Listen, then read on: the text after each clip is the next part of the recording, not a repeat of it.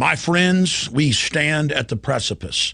The entire world is rushing towards World War III by any measurement or definition. The private offshore banks that dominate Europe and the United States are invading countries all over the Middle East, North Africa, and trying to start a war as well with Pakistan. This is all happening as the world economy is imploded and as the private central banks openly announce a private corporate bank of the world that our carbon taxes will be paid into. Our sources inside the Pentagon, in D.C., and at Fort Hood, Texas, as well as others, have confirmed that major armored divisions out of Fort Hood and other bases are set to be sent late in September into October into Libya, a full-scale ground war. Meanwhile, Obama comes out and says he doesn't need any authorization from Congress and that Libya is not a war. Now he's threatening to go into Sudan.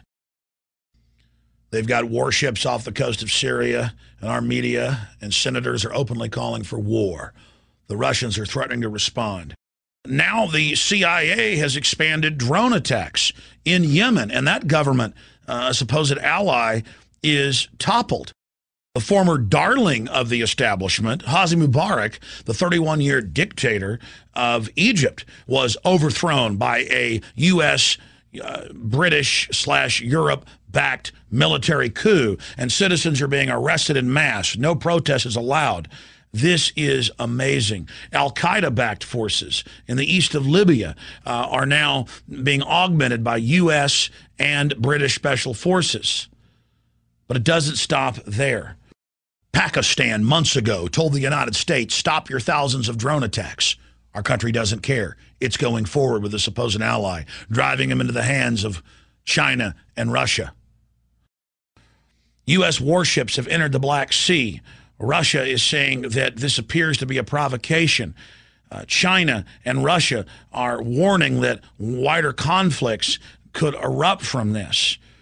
The word we're getting from our military sources and officers is that they've been told that basically a giant war in North Africa, the Middle East, and Central Asia is about to be launched as a political smokescreen for the financial collapse that's happening in the West, because they know populations in Europe, England, and the United States and Canada will rally around the government as the Depression intensifies if they're in the middle of a war. Also, the establishment can use stage terror attacks or provocateur attacks or real attacks launched by Muammar Gaddafi as a last-ditch effort to hold on to power. That can then be used to take our liberties domestically here at home. We're seeing the rollout of the TSA on the streets of America. We're seeing open spy groups being formed through pastors and lawyers and community organizers to spy on their fellow Americans. All of the classical forms of tyranny are now unfolding, and a giant multi-region war that will undoubtedly suck in China and Russia is now being launched. That's why they gave President Barack Obama, right after he got into office, the Peace Prize. They knew that all these new wars were going to be launched, but that they would be called peace. This is Obama's global peace tour. First, he's sold as this anti-war liberal. The planet bows down before him after 8 years of warmongering and lies about WMDs by George W. Bush. And then Obama launches new conflicts across the globe, but dubs them as humanitarian and bringing peace, and tells the world giant mushroom clouds and huge buildings being blown into pieces is not war. It is humanitarian liberation. And the controlled corporate dinosaur media said, you don't understand. These new wars are not wars. These are kinetic actions, and these are to bring peace. We were told Al-Qaeda were the good guys in the east of Libya going after Muammar Gaddafi. We were told that bombing their cities and killing thousands was humanitarian. And now we're told that a new war, peace action needs to be launched against Syria, and U.S. warships are waiting off the coast. Obama says he's concerned about what's happening in Sudan, and there might need to be a military bombardment there. Yemen is being carpet bombed by hundreds of predator drones.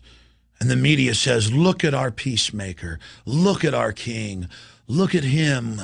Our great new General Obama. He doesn't need Congress for authority. He has the United Nations. Ladies and gentlemen, last year at Bilderberg, and again just a few weeks ago at Bilderberg in St. Moritz in Switzerland, our sources who've been very accurate in the past have reported to us that this is part of a global destabilization program that is meant to lead to not just a multi-regional conflict, North Africa, Middle East, Central and South Asia, but to engulf China and Russia in destabilizing color revolutions. But the globalists won't stop there. They must destroy every nation state. They must destroy every currency. They must destroy every economy so the entire world bows to this world government George Sorosian program of order out of chaos and the private global banking cartel that you will pay your carbon taxes to. It is happening. Meanwhile, it has now been proven, what we first reported last year, that the Bureau of Alcohol, Tobacco, Firearms, and Explosives for the last 2 years knowingly helped ship semi-automatic firearms by the thousands to Mexico in an attempt to then track the weapons back into the United States and connect them to violence in Mexico so the federal government could call for a total ban on all semi-automatic firearms, as they have now done. This is incredible. Another example of staged terror, another example of a frame-up, this time targeting the Second Amendment.